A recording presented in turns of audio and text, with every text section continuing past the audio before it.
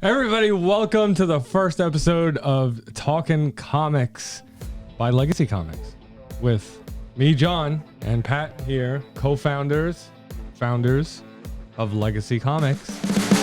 You can see the riding on the pavement. Young kids, they're growing up in basements. Online, a whole new generation. I'ma make mine, so you better go take it. Always, they need a new replacement. How's it going, everybody? Welcome to the first episode. We are super excited to be here, and Can't you see how excited we are? yeah, it's a little early in the morning. Palatable.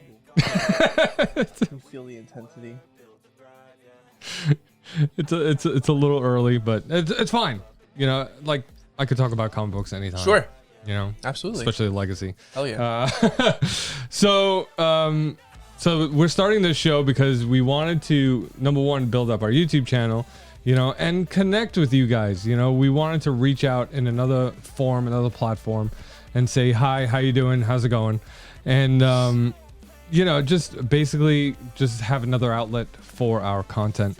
And you know, why not build up a YouTube channel? Why not make a podcast? Because this is getting turned into a podcast also. Sure. So you can listen to us on all the major podcasting platforms. Right off the bat, we're gonna talk about who we are, because some of you may not know who we are. A lot of We're you, the youth of a nation.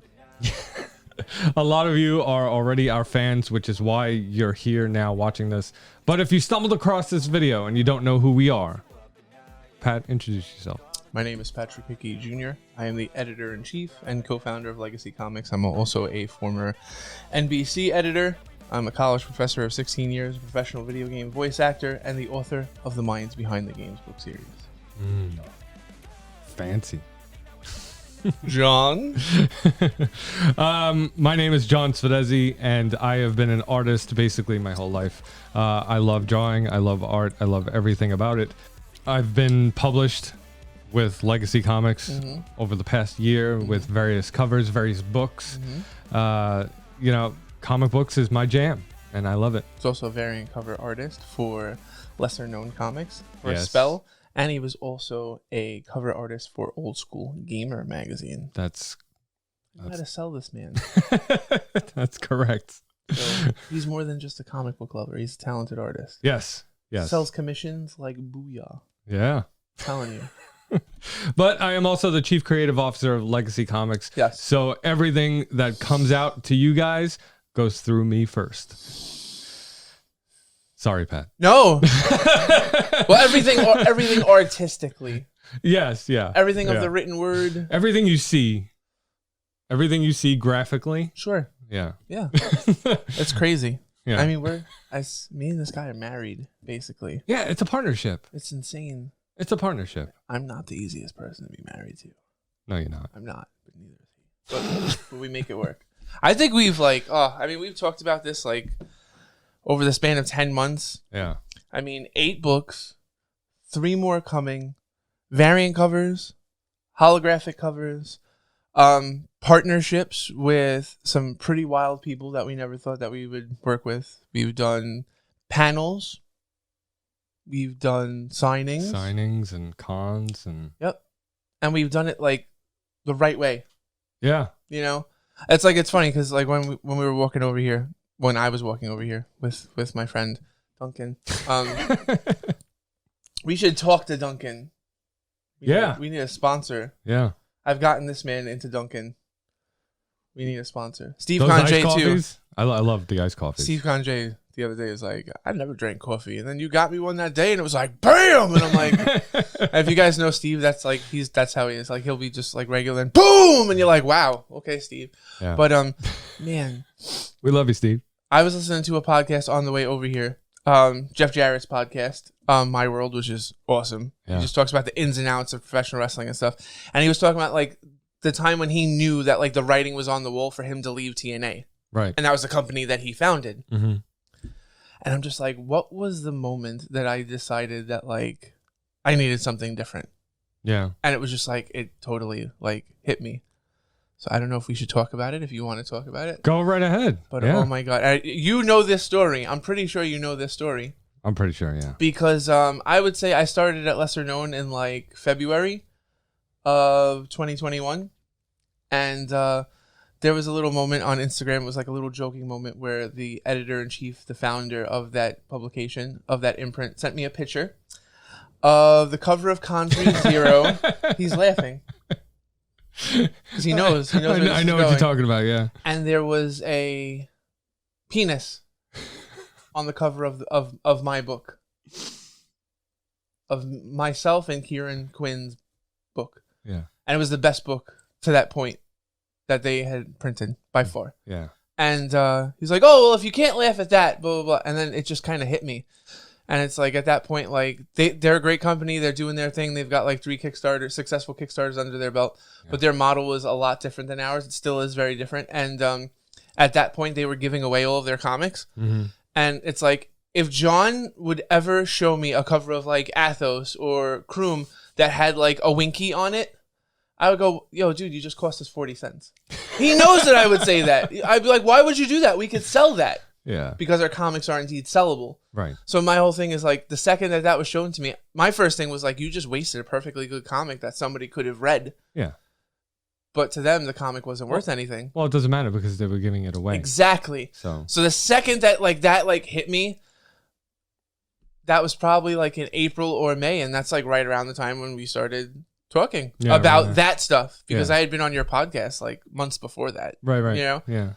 I think that's when it really started brewing. That was like, I remember telling my wife, and my wife was like, you'll never be happy unless you do something like on your own. Well, see, that's just it, is that, you know, both you and I had seen that, you know, penis jokes aside, you know, that, you know, there's something in the independent industry that's missing. Yeah.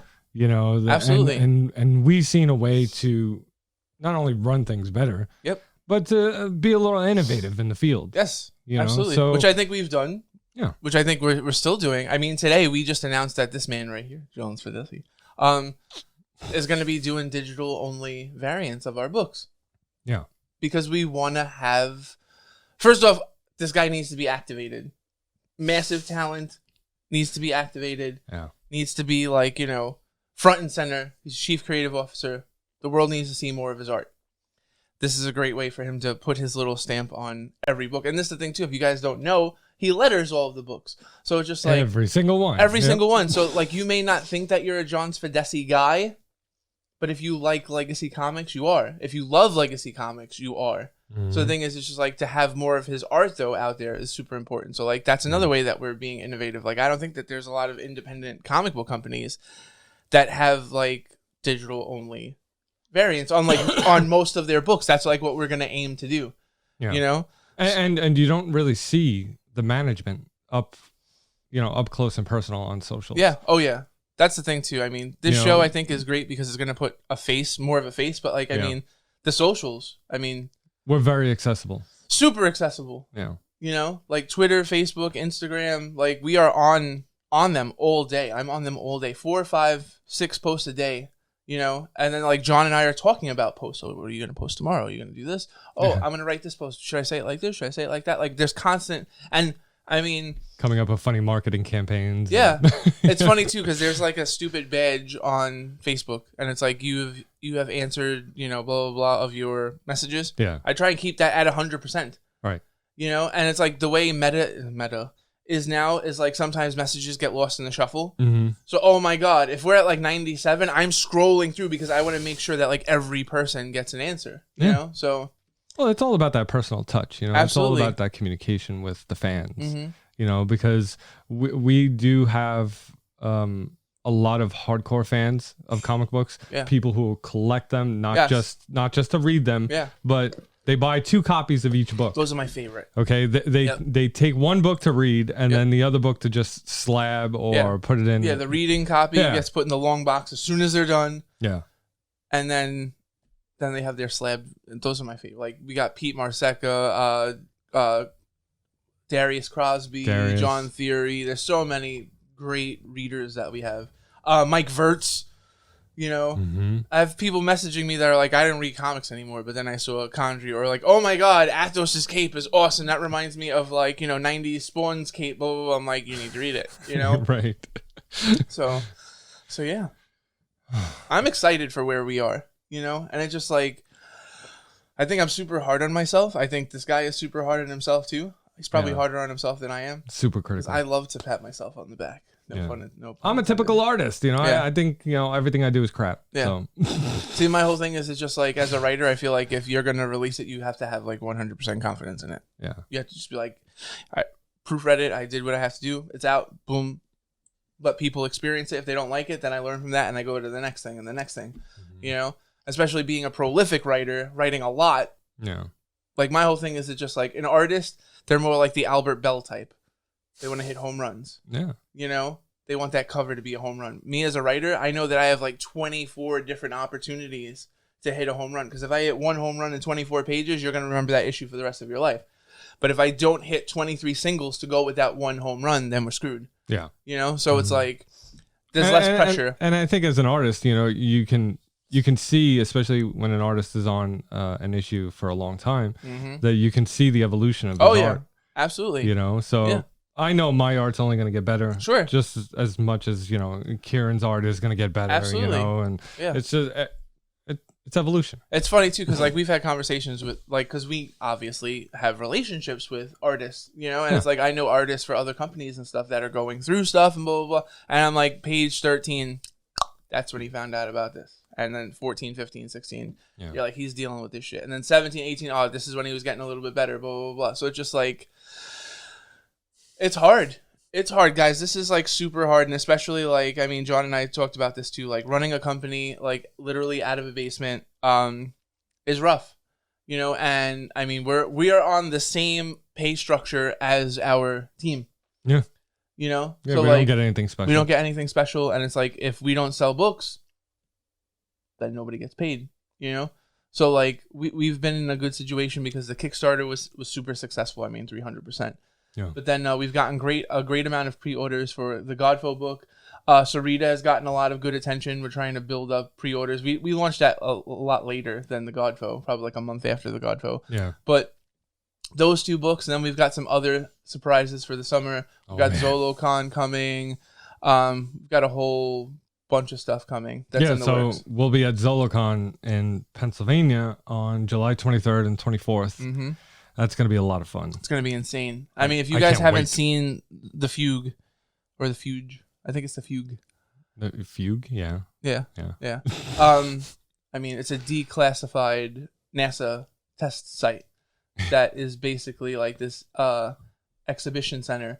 They have weddings there. But it's massive. Yeah. So like, so it's video games and comic books. I'm gonna be emceeing. So the second day, I'm gonna be all mic'd up. So I probably have to watch my mouth a little bit. And I'm gonna be walking around. I'm gonna meet all the vendors, and I'm gonna be hosting the Miss Pac-Man tournament and stuff. But like, And of course, at the Legacy table, we'll be going live from the table. mm-hmm. So that's going to be awesome. Yeah. I'm all about live shows. You know me, I love doing live shows. I do a Friday night sketch show on social media. So, it's like going live from ZoloCon is going to be amazing. It's going to be awesome. Yeah. It's going to be awesome. And there's going to be a bunch of like other indie comic book people there. And I'm pretty sure there's an artist alley there and stuff like that too. So like the thing is, video games and comic books go beautifully together. Absolutely. So to marry those two, a great place. I'm looking to go on the road a little bit with these guys. Like what?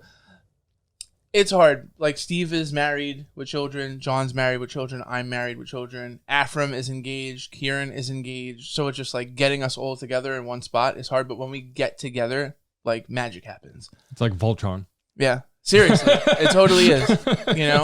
And it's like getting to spend some time together at a signing, like an event like that's going to be super awesome. So again, this year is like really like a foundational year. Like if you would have told me like in November of 2021 that we would have 8 books out. Mm-hmm. I mean, before the Kickstarter, it was just, what was it? It was 5, right?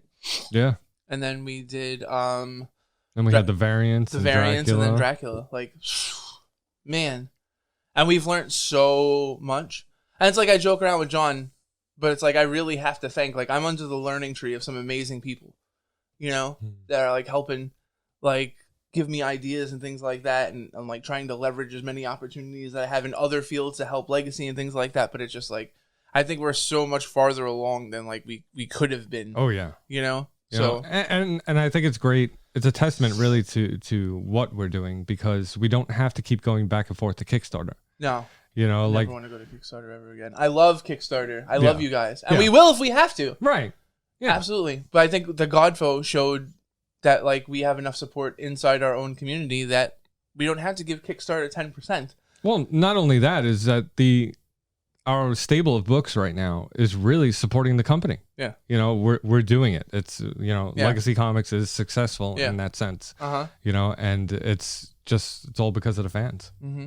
It's because of everybody. And it's like, if we could avoid going to Kickstarter again, that'd be great. Mm-hmm. But there's nothing wrong with going to Kickstarter. No, Kickstarter, I mean, we wouldn't be here right now if it wasn't for Kickstarter. Right.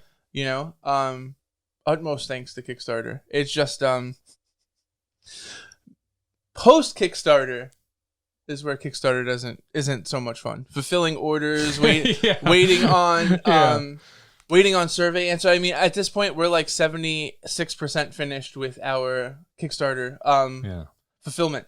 And that's mainly only because we're waiting to hear back from you, because of your shirt sizes. Yeah. Or addresses. So it's just like the comics are literally like right there, and it's like, can we please ship them to you? Yeah. Like I have in the past like 3 weeks, John packs the orders. I bring them back to my house. I mail out. I put the printing label. Postage label on them, and then I walk them to the post office. Like we've mailed like 3 garbage bags full of stuff. Like you would think that we killed 3 people. Like we sent out like 80 Kickstarter orders, and like we want to finish, so this way we move on. So yeah, like I said, Kickstarter, I mean, being in the middle of a Kickstarter is amazing, but then too, I mean, you're just refreshing the page for like, and we did a 60-day Kickstarter. Yeah. So for 60 days, do you know what that did to our lives? Do you know what that did to our lives? Refresh. And then sometimes you get canceled pledges, and then this and that, and da-da-da. It's just like, oh my God. It's a roller coaster. Yeah. So the fact that like in less than a year, we've built up enough of an audience that we may not have to do that again. That's super important. So. Oh, I hope so. So if you supported us on Kickstarter, first of all, thank you very much. But if you need to send us your address or a shirt size, please send us that email as soon as possible so we can get those orders out. Because our books are selling. Yeah. So the thing is, it's just like, we don't want to be in a situation where we can sell a book, but we can't because we're holding it for you. If we have to do a second run of our books, we're happy to do that. But like, why should we have to do that when we have books on, you know what I'm saying? And the thing is, like, legally, if you go on Kickstarter, Kickstarter says you are not guaranteed a reward. We do not want to do that. We can easily be like, oh, the last 25 people, we're just going to send you digital copies of everything. So you get something. Yeah. But we're not doing that. We don't want to do that. We want everyone to get their stuff. So all you got to do is send us a message. Yeah. You could even send us a message on the Facebook page or a direct message on the Twitter page. It doesn't necessarily have to be on the Kickstarter, So if you're reading this and you're like, did I send my survey? You probably didn't. Or it went into your spam. Maybe, yeah. It could have. So just check with us. We want to wrap this Kickstarter up because, like, these summer books. This is the thing. This is why I'm so hyped about the summer books. Because away from the Godfo Ashcan, we're doing 24-page books. We're getting to tell the types of stories that we wanted to tell. Yeah, because the Kickstarter books are all Ashcan. Except for Country 4. Right, except for Country 4. Right. And listen. Conjury 4 was awesome. Conjury 4 was like, you see this man's lettering for a whole 24 pages. He cropped all of the pages. You get to see a big taste of like what he brings to the table as chief creative officer. But then you get to see a whole story written by me. You get to see all of Kieran's art, and then, I mean, one of my favorite parts of that issue was we had ads in there. Like, that's a full legit comic book. That's the coming out party for Legacy Comix. So it's just like next month when we go to print with Sarita and stuff, that's like Conjury 4 was like, yeah, we can do this, and then Sarita is like, look, we did it again. Yeah. So we're excited to be able to like let the chains go. So unless it's like an introductory story and introductory issue, you know, we're going to be going full 24 pages from now on, aren't we? Yeah. I mean, the only time I think that we would do, and correct me if I'm wrong, that we would do 6 to 8 pages is if we were giving a young team an opportunity. Right. Hence Godfoe. Testing the market. Yeah. Maybe if we wanted to do something fun, like a Christmas edition of Athos or something like that, or like a Halloween issue of Condry, because I mean, Condry 3, people loved Condry 3. Yeah. Because of the Halloween stuff. So like that we might do an ash can for, and those could be fun. But for the most part, we want to focus on like episodic, you know, full issues. Yeah. So. All right, so you have until 5 p.m. tonight. Please, so we'll put it this way. We would like to have the Kickstarter wrapped up before we get the next batch of books in. Yes. So we're aiming for the middle of July to have the next batch of books in. Yeah. Which we've already gotten a nice amount of pre-orders for, which are going to ZoloCon with us. Which also, in August, we're going to be doing another signing at Infinite Collectibles. Yes. So we're going to have those books there. So the thing is, it's just like, we don't want to move on from those first books because we still have them in stock. We're still selling them. We feel like that they're a great invitation to Legacy Comix brand. But we want to move on from those books being a part of a ongoing Kickstarter. You know what I'm saying? We want that chapter to close beautifully and to move on. Wonderfully said. Thank you. I try. All right, Pat. So let's talk a little bit about our inspirations. Sure. Our creative inspirations. All right. Growing up, I mean, you loved comics. You were hardcore into comics. Sure. And so who were a couple of your inspirations as far as when it comes to creating Condry or when it comes to just writing any book? Neil Gaiman, Frank Miller. I mean, I talk about him all the time. Brian Michael Bendis. Yeah. Bendis. Because he's prolific. Right. And he can write any type of character. Yeah. Jeff Johns, obviously. Jeff Johns is like the DC Comics version of Brian Michael Bendis. You know, I love super versatile, hardworking. It's like wrestling. Like, I love Macho Man because he was a worker. He would go out and wrestle house shows. Like, he would wrestle every night if he had to. Chris Jericho would wrestle every night. He's not like a Brock Lesnar or, you know, Roman Reigns, where it's just like pay-per-views and stuff. Like, I like a working man's writer. I'm trying to think of who else. The guy that does Johnny the Suicidal Maniac. I forgot his name. Johnny the Homicidal Maniac. Yes. I love that book. I can't believe you know about that book. Jonan Vasquez. Yeah. And the funny part is the first time I read that book, I was kind of like, this has a lot of potential, but it's not that polished. And then like the more I read it, I'm like, it's not supposed to be. Right. Like it's just, But I love that comic literally like made me shake. Happy Noodle Boy. Yeah. Remember that? Yeah. Where you would just read this and you would go like, yo, wow. You know, there's some, John Arcudi, Peter Hogan, Eric Powell. The Goon is a huge inspiration to me. I love that series. Because it's just about this guy that's just like a hot mess, and it just like at the end of the day, he can kill anybody with his bare hands, but he just wants to be loved. Right. You know, and he's got this really like wise ass sidekick that like gets in a ton of trouble that has to be bailed out and stuff like that. I mean, I'm sure you could see a little bit of that in Condry. Sarita is very different from, you know, the Goon's sidekick. But like those are basically like. But then classic literature. So So, like, I'm a huge, like, obviously love Shakespeare. I've been a literature professor for 16 years. I've been a journalism professor for 16 years. Journalism definitely plays a part in, you know, my writing. Like, Shirley Pulvich, like, one of the greatest, like, Peter Golenbach, George Vesey, you know, some of the greatest, like, sports writers. Dick Belsky, you know. Nellie Bly. You guys know who Nellie Bly is. Definitely not Reese. You know the whole story about. If you don't know the whole story about Reese, then we'll see that for another day. But like all that stuff, Dumas definitely like. Condry is basically like Spawn meets Highlander meets the Count of Monte Cristo. If I could describe Condry in like 3 things: Spawn, Highlander, and the Count of Monte Cristo. Wow. Yeah, that's pretty good. Written by Frank Miller. Frank Miller. You know. With some Bendis. But yeah, those are my inspirations. What about you? What are your inspirations? You got to have Bendis in there. I have to. Yeah, he's great. I would love to sit down with him one day and just have a coffee and just bullshit. Yeah. No, a lot of my inspirations come from when I was a kid. You know, like DC guy. I'm a DC guy, but I'm. You know what? I was actually thinking about this a lot the past couple of weeks. Is that I'm also an Image guy because I loved Spawn coming up. Yeah. Todd McFarlane was huge. The for first me. 30 issues of Spawn are just like Jim Lee and all those guys Max. over at Image. It was such a pivotal era in comics. I think that the '90s, the early '90s, that it was so impactful for me. And then of course they killed Superman, which I'm a huge Superman fan. If anybody hasn't noticed, yeah. So when they killed Superman, I read those series of books religiously, and I fell in love with Dan Jurgens. Yeah. And Jurgens, the way he draws Superman, that's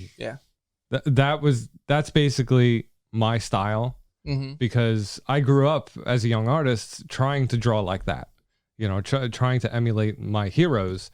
And so I would like to think that, you said earlier, like Athos' cape is like reminiscent of Spawn, and like it's living. Yeah. And like the structure of Athos is more, the structure of Athos is more like Dan Jurgens' Superman, with the line work. Yeah. So it was, Athos was a brainchild for me, and I loved making every second of it. And because it's so 90s. It's so nostalgic. It's reminiscent of that era. And we've spoken to other people about this, how like mores and trends in pop culture like circulate every like 20 to 30 years. So and that's the thing. You see Prophet is getting a remaster from Image, and all of like Robbie Liefield's original stuff. Shadowhawk is back from Image. Like all their 30-year-old comics are coming back in a big way. Yeah. And it's because, let's be honest, 30 years ago, John was 9 and I was 8, about to turn 9, and we would beg our parents to buy us comics. Yep. Now, being 38, 39, we can buy our own comics. And what comics are we probably going to buy? The classics. So the thing is, it's like starting a company that focuses on like those types of stories. Those like that era just makes the most sense, because we're the chief consumers. Like right. 30 to like 45, we're the people that are buying the most of the comics. So yeah. Some more recent artists that I really love is Greg Capullo and David Finch. Yeah. David Finch. Greg Capullo's stuff on the early Spawn, Batman. I love him on Batman with Snyder. It's just No Man's Land. Like I was just posting, because like on my Instagram every day I post like a different like superhero. It's like sometimes we'll be in the car and I'll be like, name a superhero. And that'll be the person that I'm doing tomorrow. Right. So like yesterday I did Cassandra Cain, who's my favorite Batgirl. I mean, I love Barbara. Yeah. But Cassandra's blind Bruce Lee. Yeah. She's amazing. And the thing is, like, my introduction to her was in No Man's Land. And just seeing like Capullo, holy crap. Barbara's better. Barbara is better, but Barbara's the total package. Barbara is like the best of Robin. Well, she becomes Oracle, right? Yes. Yeah. She's the best of Robin, right? Of Dick Grayson, and she's the best of her dad. Yeah. But Cassandra is like the cold, calculating, like no attachment to anyone that Batman wishes that he could be. Because I mean, Batman, you need to like kind of keep it in your pants a little bit. Like you've messed around with a lot of like women and stuff, and a lot of people know who you are, and blah blah blah blah. Like you're almost worse than Daredevil, But like Cassandra Cain is so badass. Well, out of his 50-something years now, 60 years, he's only got one kid. That's true. Do you have erectile dysfunction? Possibly. Well, then there was that whole story last year that Batman doesn't enjoy the what's that song by Boston? More Than a Feeling? No. Foreplay. Oh. Long time. It's been such a long time. No, he doesn't like, Batman doesn't enjoy that type of stuff. So that's why Catwoman and him haven't gotten along so well. I didn't know that. Do you remember that? No. They posted a whole big thing in like one of the comics. DC cut it out because like Catwoman was alluding to Batman needing to go downstairs. And Batman was like, yeah, no. So then all these guys on Twitter are like, well, Batman doesn't have to go downstairs. He's Batman. And then all these people are like, well, why wouldn't Batman go downstairs? Blah, blah, blah. And then my answer was, why are we talking about this? Why do we have to know the sexual proclivities of Batman? And it's the same reason. Why do we have to see his penis in the book? Yes. Like, why? We don't do that here. No. We don't do that here. No. And that's the thing, though. We haven't gotten to a point in our stories yet where there is like a supreme love interest. Like in Conjury 3, Conjury's like kind of flirting with this woman that's like walking with her kids trick-or-treating and stuff like that. And there's going to be like things going on later in Conjury. And then in The Job, I mean, Dan and Beverly are married. Right. And they have conversations about their marriage and stuff. But it's never going to go there. Because I don't think it has to. No, it doesn't. You know, so and that's the thing too. 90s comics were like super gritty. They were, but they didn't do that. You never seen a schlong. Yeah, because we don't need. Yeah. We don't need to see bat schlong. No, I don't think so. We don't need to see burnt spawn schlong. We don't need to see webby spidey schlong. We don't need to see any of that stuff. We don't. You know, we want to see like what's in here and like what's in here, and not what's down there. You know, it's like absolutely. Johnson, can we change the subject, please? And with that note, and that's it for the Legacy Comix 1 episode. Let's do a new segment. I like to call the segment of Truth and Justice.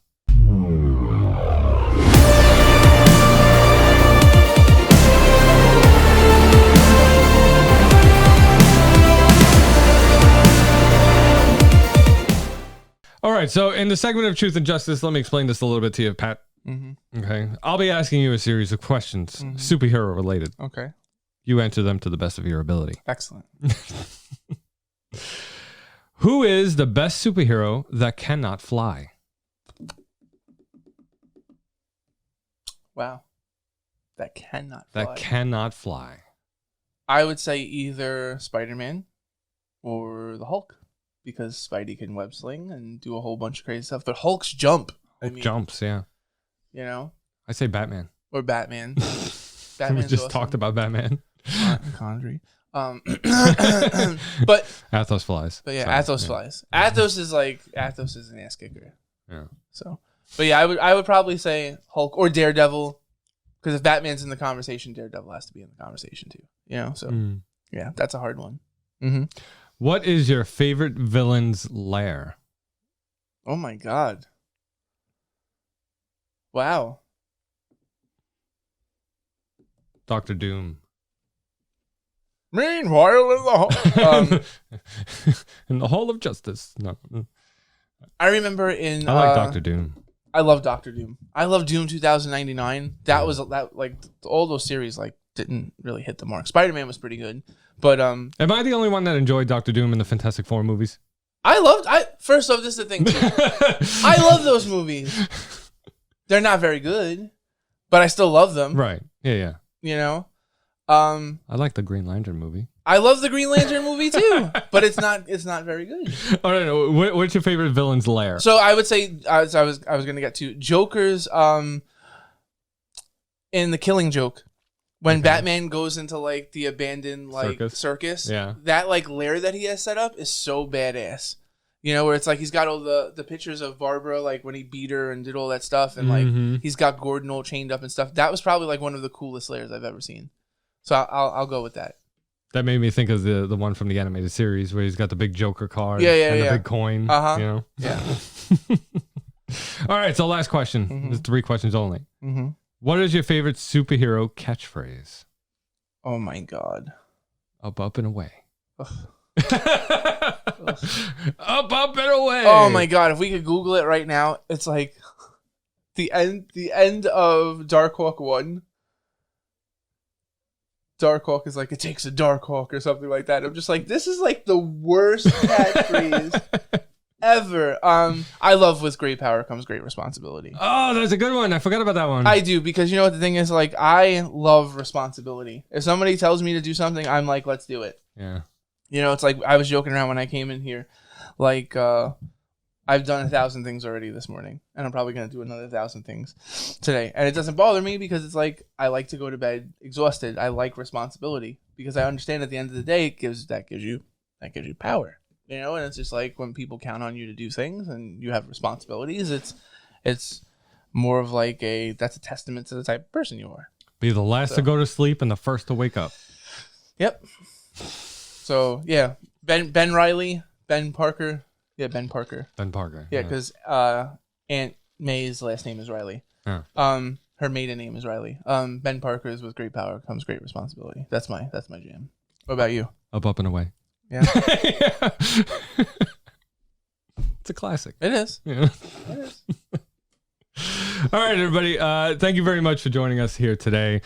This was a lot of fun. I'd like, we are definitely going to keep continuing this. Mm-hmm. So the plan for this show, it's not just going to be me and Patrick sitting here, talking to you guys. We have a bunch of plans for this because this is really just an introductory episode, and we're going to be getting other writers on the show. We're going to be interviewing creative people and getting them to break down their process on how they create their books and what their inspirations are and what drives them as an artist, as a writer, as a publisher or whatever, Cosplayer. Yeah. If you are a geek or a nerd and you love this medium, we want to have you on the show to talk to you. So hit us up. And we know lots of cool people, so you never know who's going to show up. Yeah. So next week, I think we're having on Afram, and then we're going to have Steve, and so Steve Conjay, and then Or as Reggie Kieran Collect says, Conjay. Yeah. I love the way Reggie Collect says his name. So funny. So we're gonna have a bunch of our creators on and get the ball rolling with that. Pick their brains a little bit about their creative process, and then we're going to open it up to everybody. Thanks for joining us, everybody. We'll see you next week. Will adapt, evolve, survive, and save it. What keeps you up at night, yeah? Make all the demons quiet, yeah. We were built to thrive, yeah. I think that we've all had enough.